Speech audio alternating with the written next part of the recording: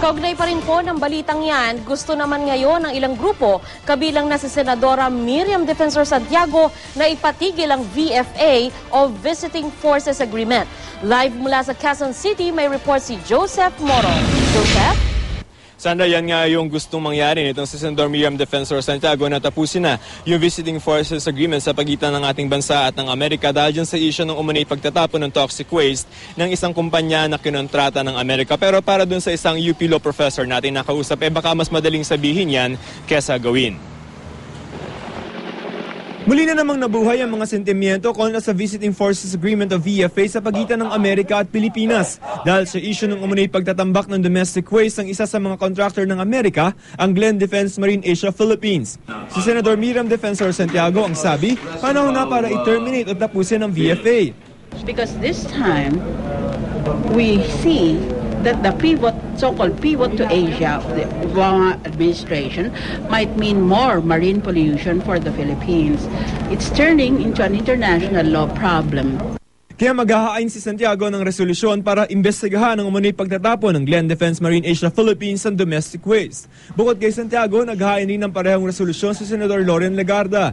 Ayon kay Legarda, kailangan raw siguraduhin na pagpapatupad ang mga kasunduan ng Pilipinas sa ibang bansa ay para sa pagtataguyod ng interes ng ating gobyerno. Ang grupong Bagong Alyansa ng Makabayan, nanawagan rin sa gobyerno na tapusin na ang VFA. Tila nauulit daw ang nangyari nung may base militar pa ang Amerika sa Subic kung kailan tinatambak ang mga toxic waste doon. Noong 1991, pinatasik ng ating pamahalaan ng Amerika sa Clark Air Base, ang nooy pinakamalaking overseas military base ng Amerika. Ibinasura kasi ng Senado ang pagpapalawig ng Philippine-US Military Bases Agreement. Pero wala pang 10 taon, noong 1999, ipinasa ng ating Senado ang Visiting Forces Agreement na nagbibigay daan para magdaos ng joint military exercises sa pagitan ng mga sundalo ng Amerika at Pilipinas. Ang Amerika, mabilis sa dumistansya sa Glenn Defense Marine Asia Philippines. We oppose economic degradation. We oppose illegal dumping. We're aware of these allegations. The United States Navy is investigating. These people are contractors. They are not under the Visiting Forces Agreement. Para sa UP Law Professor na si Attorney J. Batumbakal, mahirap itali sa Amerika ang pananagutan ng Glenn Defense. Paliwanag ni Professor Batumbakal, responsibilidad lamang ng kontraktor ang operasyon nito na saklaw ng batas at regulasyon natin. The assumption is when those activities take place, all of these third parties, whether they're commercial suppliers, etc., all of them are under the existing regulations and laws of the host country. At tila hindi raw sapat na dahilan ng isyong ito para tapusin na ang VFA.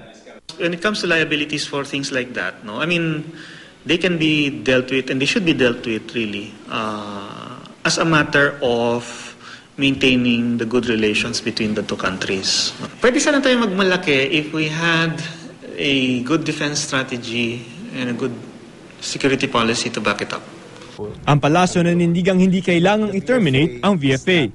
The alleged dumping, if any, was done not by U.S. Navy personnel, and therefore the provisions of the VFA do not apply.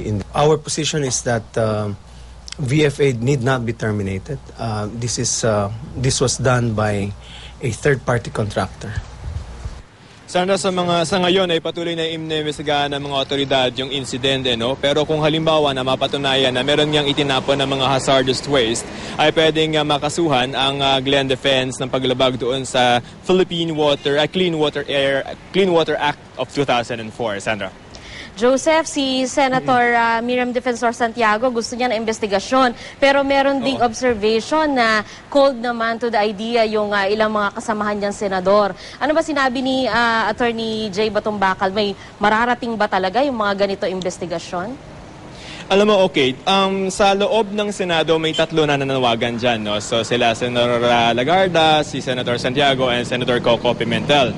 Pero number one, nakinig na natin yung palasyo na parang hindi naman kailangan na i-terminate yung VFA kung VFA yung issue doon. Kasi ang sinasabi naman itong si Atty. Batumbakal ay limited yung liability doon sa kumpanya. This is a Philippine-based company at ito ay saklaw ng mga Philippine laws at hindi ito ang Amerika. So doon pa lamang ay baka magkaroon pa tayo ng konting legal problem, no? Kasi kung itatali mo, para kung gusto mong i-abrogate yung VFA, dapat maitali mo yung responsibility doon sa pagtatapon ng toxic waste sa Amerika. Pero sabi nitong si Atty. Batong Bakal, mukhang malayong mangyari yan at mahirap gawin yan dahil nga under the mechanism, under dun sa sistema ay ang may pananagutan lamang dyan, kung meron man, ay yung kumpanya.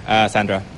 Masasabi bang may dapat tibangin yung gobyerno dito dahil ayon nga dito kay Atty. Batong Bakal, kailangan din ng Pilipinas at Amerika ang isa't isa. Alam mo, for some, that's a bitter pill to swallow, na parang we cannot afford to abrogate yung visiting forces agreement over yung sinasabi ng ilan na baka naman simpleng issue lamang na pwede rin naman na ma-resolve at ma-resolusyonan. No? Sa parang ang kailangan mong ay pagtimbangin ay on the one hand ay yung relasyon natin sa Amerika at yung geopolitical realities natin considering what is going on in China at yung mga conflict doon sa West Philippine Sea. And then on the other hand, ay you have this issue na medyo defined naman kung under our laws kung sino yung may responsibility or liability. So kailangan ang question is, kaya mo bang isakripisyo yung ating relasyon sa Amerika na sabi ng ilan ay kailangan natin over para dito sa isang issue na for some ay domestic, Sandra? Okay, maraming salamat sa iyo, Joseph Boro.